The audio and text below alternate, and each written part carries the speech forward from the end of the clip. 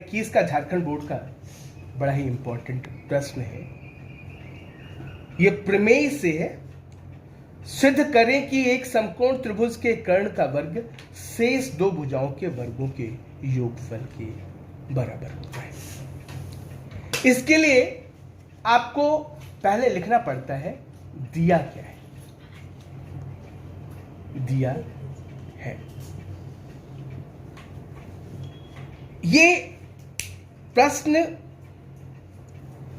का उत्तर खोजने के लिए आपको इस सवाल को बार बार पढ़ना पड़ता है। दिया है, सिद्ध करें कि एक समकोण त्रिभुज में कर्ण का वर्ग शेष दो भुजाओं के वर्गों के योगफल के बराबर है। तो इसको पढ़ने से आपको यह पता लग रहा है कि एक समकोण त्रिभुज दिया है। तो आप लिखोगे दिया है ए बी सी एक समकोण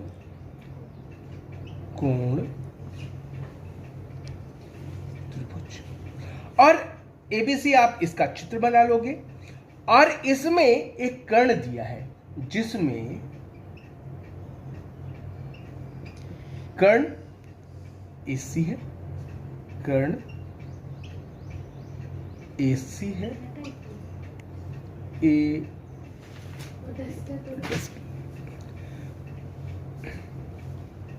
कर्ण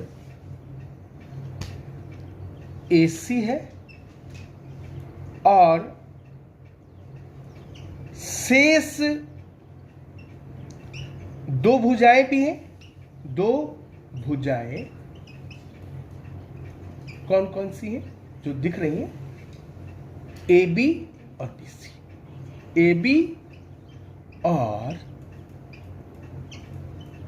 बी सी है।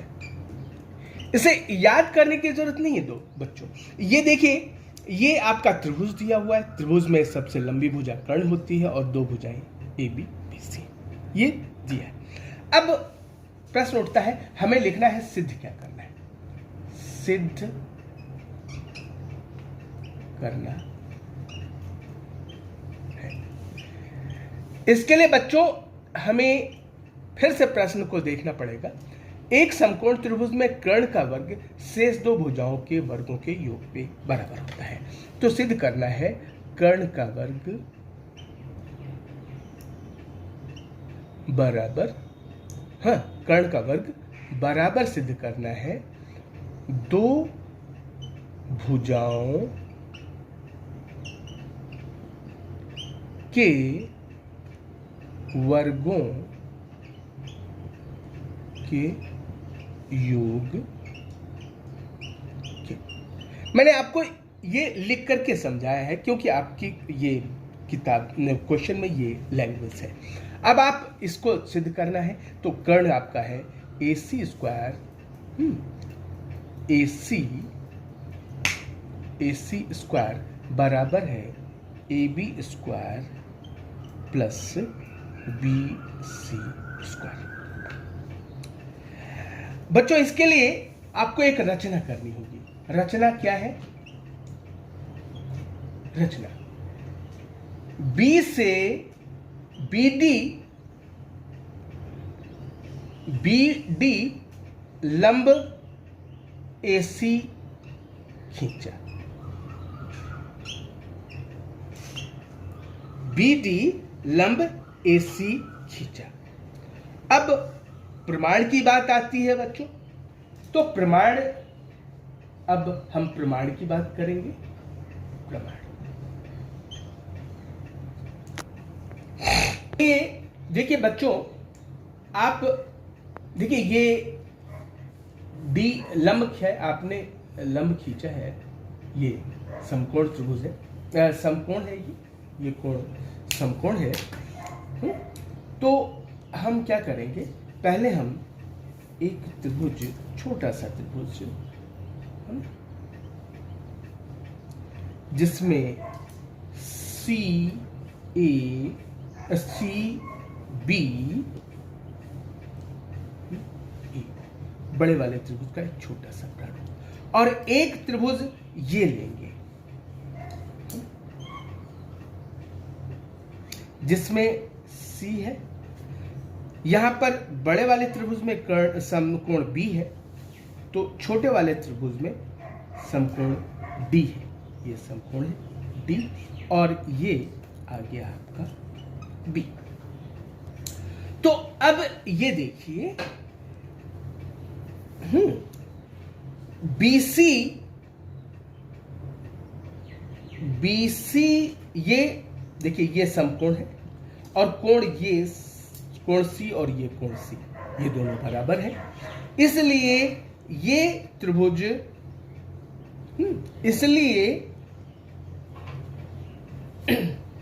त्रिभुज CBA समरूप त्रिभुज हो जाएगा CDB। इसका आप कारण लिख सकते हो।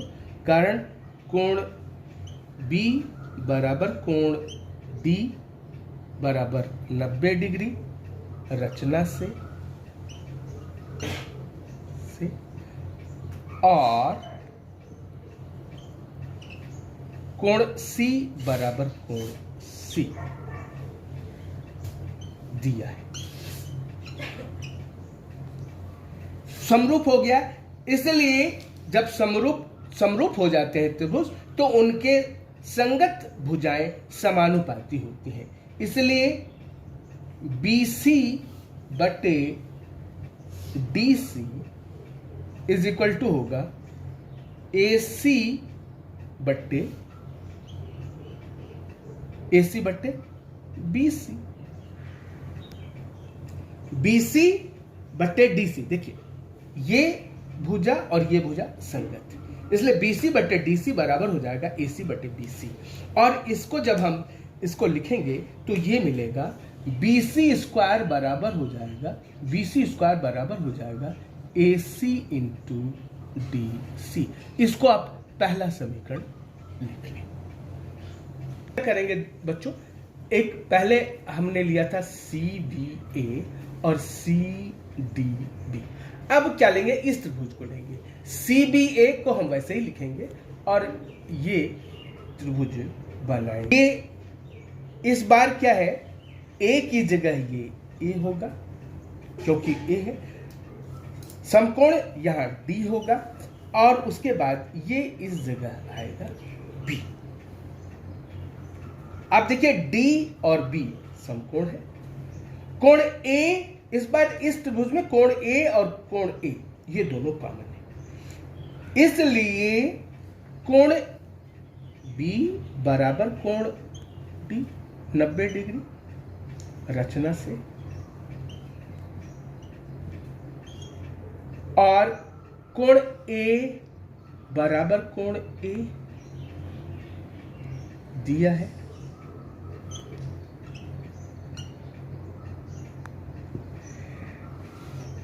इसलिए त्रिभुज CBA समरूप हो जाएगा त्रिभुज BDA। इसलिए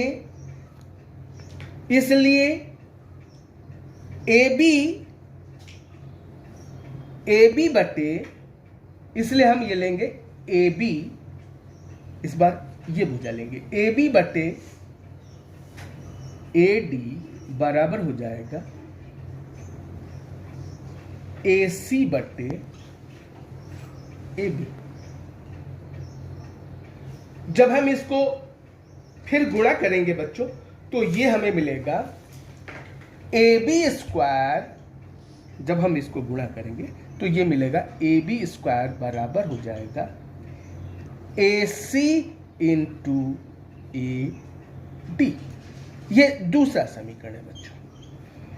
पहला समीकरण हमें मिला था और पहला समीकरण हमें मिला था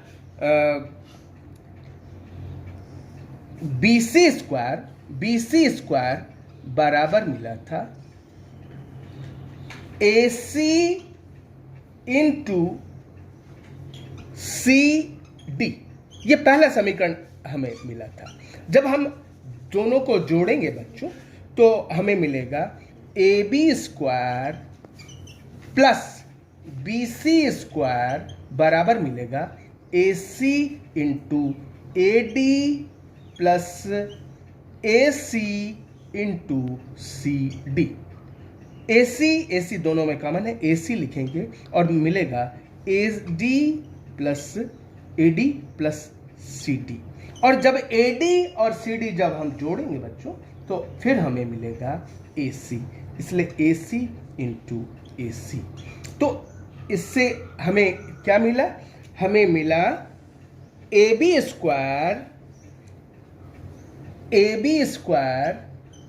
प्लस बी सी स्क्वायर बराबर मिला ए सी इंटू ए सी, बराबर हो जाएगा ए सी स्क्वायर। इसलिए A B square plus B C square is equal to A C square, या इसको लिख सकते हो A C square is equal to A B square plus B C square. यही हमें सिद्ध करना था बच्चों, ठीक है, यही हमें सिद्ध करना था।